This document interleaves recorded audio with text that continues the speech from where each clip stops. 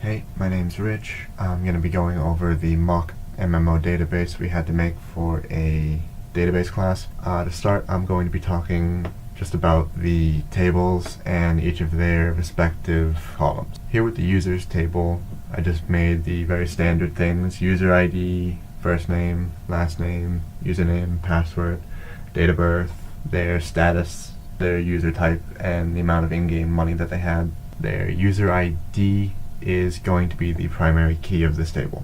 Next up, I'm going to be talking about the equipment table, which just has, again, the standard equipment ID, equipment name, description of it, its type ID, the damage it does, its armor amount, its healing amount, its healing rate, and the cost of in-game money.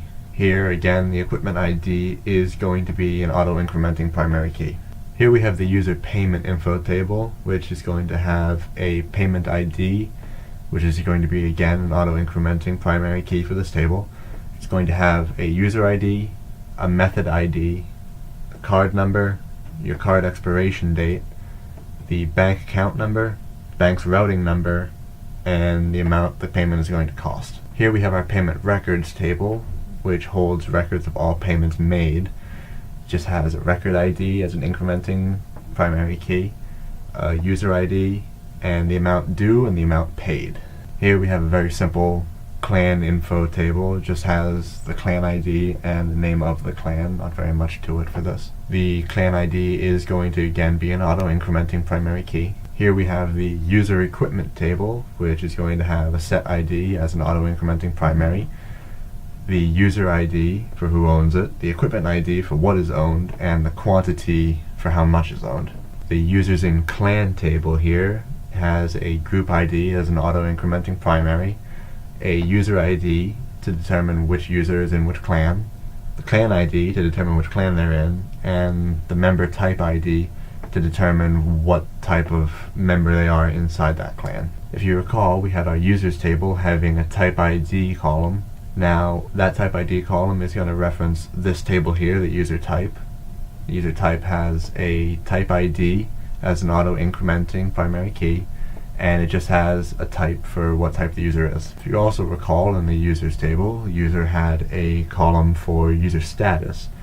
Here in the user status table, this just has a status ID, which is just an auto-incrementing primary key, and again, just a simple status, just to tell you what the user is. Here in the payment method table, we just have, again, just a very simple table, just a method ID, which is auto-incrementing primary key, and then just the name of the method used, cash, check, whatever. Again, same thing for the equipment type table, just type ID, auto-incrementing primary, and again, to sound like a broken record, the clan member type, just a type ID, auto-incrementing primary with its own individual types. Okay, so now we're going to talk about the foreign key relations between all these tables. Now note, all foreign keys have delete and update cascades. The users table has foreign key on the status ID column as well as the type ID column.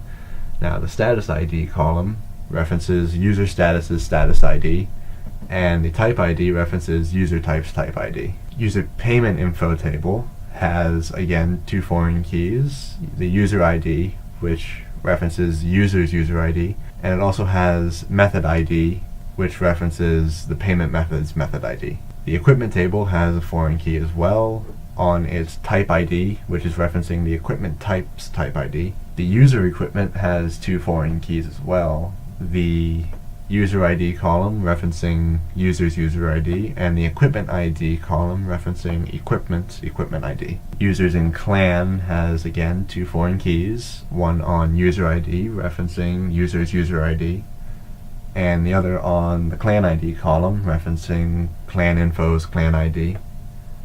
And finally, payment records has a foreign key on user ID column referencing user's user ID. Now we're going to be talking about the indices to make searching faster.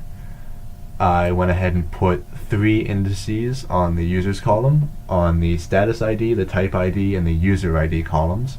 I threw 2 indices into the user payment info on the user ID and the method ID columns, 2 indices on the equipment table, on the equipment ID and type ID columns, an index on the clan info table on the clan ID column, an index on the user status table on the status ID column, an index on the user type on the type ID column, an index on the equipment type table on the type ID column in it, an index on the payment method table on the method ID column, 2 indices on user equipment, one on the user ID column, the second on the equipment ID column, 3 indices on the users in clan table, one on user ID column, one on the clan ID column, and the third one on the member type ID. I have one on the clan member table, referencing the type ID column,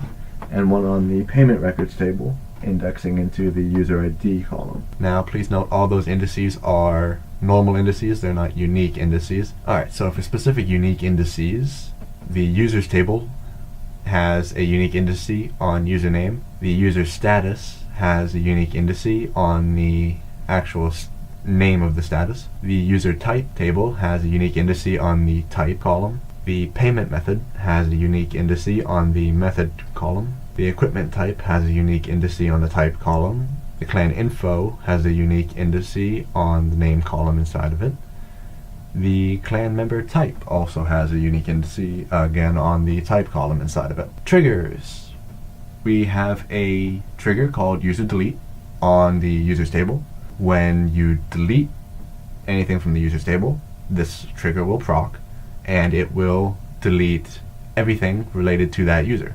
So it will delete from the users table, it will delete from the users in clan table, it will also delete from the user equipment table, and it will also clear out your user payment info. Now we also made 5 views to view the information more thoroughly without these random magic numbers. We have the users view, which will show you the user table with an actual character string for the status and the user type. We have a user payment view, which will just show you the user payment info table with an actual string for the method instead of just a number. We have a view on the equipment table titled equipment view, which will show you the equipment table except with, again, a string for the type instead of a number. We also have a view on the user's equipment, which will give you the username, the equipment name, and the quantity of that equipment. We also have a view on the clan, which will give you the user's username who's in the clan, the name of the clan they're in, and whether or not they're a leader or just a standard member